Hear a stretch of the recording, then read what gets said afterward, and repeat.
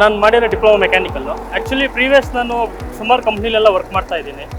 But ನಾನು ಅಲ್ಲೆಲ್ಲ ಜಾಸ್ತಿ ಇಲ್ಲ ಅಂದರೂ ಮಿನಿಮಮ್ 1 ಇಯರ್ 1.5 ಇಯರ್ ಅಷ್ಟೇ. ಬಟ್ ನಾನು ಇಲ್ಲಿ ಜಾಯ್ನ್ ಆಗಿ 4 ಇಯರ್ಸ್ ಆಯಿತು. ಬಟ್ ನನಗೆ ಆ ಫೀಲೇ ಬಂದಿಲ್ಲ ಇದುವರೆಗೂ. ನಾನು ಇಲ್ಲಿ ಬಿಡಬೇಕು, ನನಗೆ ಇಲ್ಲಿ ಯಾವ ಥರ stress, work stress okay, work pressure ಎಲ್ಲ ಓಕೆ. ಬಟ್ ನಾನು ಕೆಲಸ ಮಾಡೋ ರೀತಿಗಳಾಗ್ಬೋದು, ಇಲ್ಲಿ ಅವ್ರು ಕೊಡೋ ನನಗೆ ಸಪೋರ್ಟಿಂಗ್ ಆಗಿರ್ಬೋದು, ನಮ್ಮ ಅಧಿಕಾರಿಗಳಾಗ್ಬೋದು, ನಮ್ಮ ಸರ್ ಆಗ್ಬೋದು, ಬಾಬುರಾವ್ ಸರ್ ಆಗ್ಬೋದು, ಅವ್ರು ಕೊಡೋವಂಥ ಸಪೋರ್ಟಿಂಗ್ ನನಗೆ ಸೀರಿಯಸ್ ಆಗಿ ನನಗೆ ಇಲ್ಲಿಂದ ಬಿಡಬೇಕು ಅಂತಲೇ ಅನಿಸಲ್ಲ. ಆ್ಯಕ್ಚುಲಿ ನನಗೆ ಇಲ್ಲಿ ಅವ್ರಿಗೆ ಇಲ್ಲಿರೋ ನನ್ನ ಗ್ರೋತ್ನೆಸ್ ಆಗ್ಬೋದು. ಬಟ್ ನನ್ನ ಗ್ರೋತಿಂಗ್ ಹೆಂಗೆ ಅಂದರೆ ನನಗೆ ಇಲ್ಲಿ ಬಂದಿದ್ದ ತಕ್ಷಣ ನನ್ನ ಮೈಂಡ್ ಚೇಂಜ್ ಆಗುತ್ತೆ.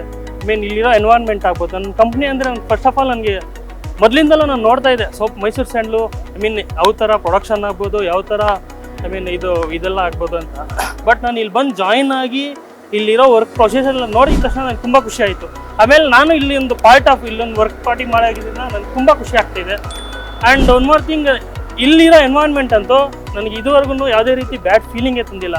ಬಟ್ ಮನೆದವ ಆ ಥರ ಯಾವುದೋ ಫೀಲಿಂಗ್ ಇಟ್ಕೊಂಬರ್ಬೋದು. ಅದು ಇಲ್ಲಿ ಬತ್ತಿದ್ದಂಗೆ ನನ್ನ ಮೈಂಡೇ ಸೆಟ್ಟೇ ಚೇಂಜ್ ಆಗಿಬಿಡುತ್ತೆ. So I am really proud ಇದು ವರ್ಕ್ ಮಾಡ್ತಿರೋದು.